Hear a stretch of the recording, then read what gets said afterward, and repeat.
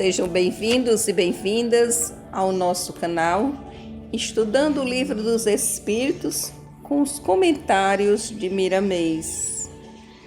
Eu sou Margarida Dória, esse é meu amigo Lopes, mas nós vamos fazer a prece antes de nós darmos continuidade ao nosso trabalho. Graças a Deus por mais um dia, por mais uma oportunidade, por mais um conhecimento e a oportunidade que nós temos de trabalhar, ver, observar tudo o que pudemos e estudar diante dos conhecimentos do Cristo e com os limites que o homem tem. Assim, nós trabalhamos com a graça de Deus e não ultrapassamos as razões necessárias para os nossos aprendizados. Graças a Deus. Graças a Deus. Então, vamos dar continuidade ao nosso trabalho. Estamos no capítulo 2 de O Livro dos Espíritos, Elementos Gerais do Universo. E o tópico é Espírito e Matéria. A questão 31. De onde provém as diferentes propriedades da matéria? São modificações que as moléculas elementares sofrem pela sua união e em certas circunstâncias. E os comentários de Kardec e Miramês? As moléculas elementares, elas provêm de um só elemento primitivo. Ao se juntarem umas às outras, se modificam. A matéria primitiva, ao sair das mãos do Criador, já sofre modificações. Miramês diz: as moléculas, elas se multiplicam com o amor e chega a atingir a criação pelo processo dinâmico da caridade. A razão não pode explicar o infinito, como também o raciocínio não pode explicar a personalidade divina. É difícil nós podermos entender que tudo parte de um princípio. A matéria elementar é o fluido universal e que tudo vem por modificações desse fluido. Nós olhamos e vemos o solo, nós vemos o chumbo, o ferro, a terra, as plantas. E como é que podemos acreditar que tudo isso parte de um princípio? Mas isso é o nosso processo evolutivo que está dentro de um limite que não podemos ver. Mas tudo vem de acordo com o desenvolvimento dessa matéria e vai alcançando proporções que Deus mesmo é quem sabe explicar tudo. Agora vamos para a questão 32. A matéria, questão 32 diz: diante disso, os sabores, os odores, as cores, o som, as qualidades venenosas ou salutares dos corpos não seriam mais que as modificações de uma só e mesma substância primitiva? Sim, sem dúvida. E que não existe senão pela disposição de órgãos destinados a percebê-los. Este princípio é demonstrado pelo fato de que nem todos percebem as qualidades dos corpos do mesmo modo. Um acha uma coisa agradável ao gosto, enquanto o outro acha ruim. Alguns veem azul e outros veem vermelho. O que é veneno para uns é inofensível ou salutar para outros. E a questão 32, com os comentários de Miramês e Kardec. O que ele diz? Ele diz: com certeza, mas para isso são necessários órgãos capazes de assimilá-los. Jesus trouxe a equação do amor estendido para toda a humanidade.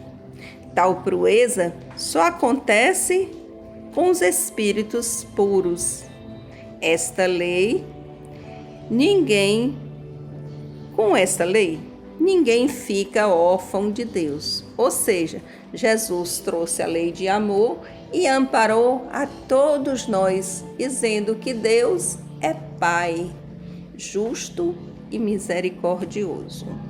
A questão 33.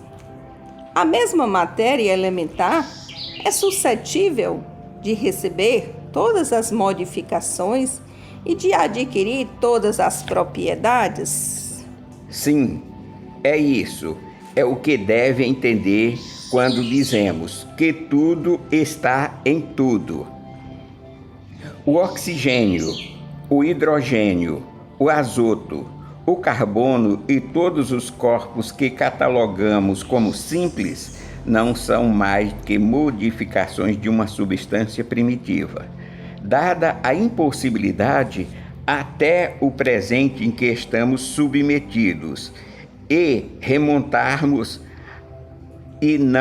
a não ser pelo pensamento a mais matéria primitiva. Esses corpos são para nós verdadeiros elementos e podemos, sem maiores consequências, considerá-las como tais até nova ordem. Este princípio explica o fenômeno conhecido de todos os magnetizadores, que consiste em dar, pela ação da vontade, a uma substância qualquer. A água, por exemplo, propriedade diversa, um gosto determinado e mesmo as qualidades ativas às outras substâncias. Visto que não há senão um elemento primitivo e que as propriedades dos diferentes corpos não são senão modificações desses elementos, resulta que a substância mais inofensiva, o mesmo princípio que é mais deletéria. Assim, a água é formada de uma parte de oxigênio e duas de hidrogênio. Tornar-se corrosiva se duplica a proporção de oxigênio. Uma transformação análoga pode-se produzir pela ação magnética dirigida pela vontade. Essa teoria parece dar razão à opinião daqueles que não admite na matéria senão duas propriedades essenciais, a força e o movimento, e que pensam que todas as outras propriedades não são mais que efeitos secundários, variando segundo a intensidade da força e da direção do movimento. Essa opinião é exata. É preciso ajuntar também segundo a disposição das moléculas, como vês, por exemplo, num corpo opaco que pode tornar-se transparente e vice-versa. E os comentários de Kardec e Miramês, o que é que ele diz? Sim, tudo está em tudo. Parte do princípio que permite a qualquer substância, por ação da vontade, adquirir diversas propriedades. Isto implica que todas as substâncias provêm de um só elemento primitivo e que as propriedades das matérias nada mais são do que as modificações deste elemento. As substâncias, tanto as ofensivas como as deletérias, partiram do mesmo elemento primitivo. Um exemplo, H2O, água. Mas se modificarmos fazendo a fórmula, a substância H2O2, já é uma substância corrosiva. As transformações das substâncias podem se obter também pela ação magnética, através da vontade. Os elementos da tabela periódica nada mais são que modificações do elemento primitivo. Esta teoria, ela é condizente com aquela que diz que na matéria só há duas propriedades, força e o movimento, e que as outras propriedades são provenientes dessa. Isso está corretíssimo. É pela modificação da matéria que se obtém que um corpo opaco torne-se transparente. A força divina está em tudo e em todos. Deus se utiliza da energia primitiva, que é o hálito divino, lhe imprimindo formas diversas. Ele é auxiliado pelos espíritos puros em tal tarefa.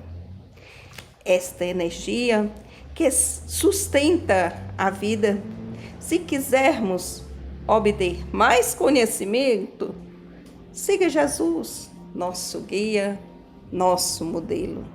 E assim, nós vamos encerrando mais um vídeo para você. Continue conosco assistindo o nosso canal. Muito obrigada a todos.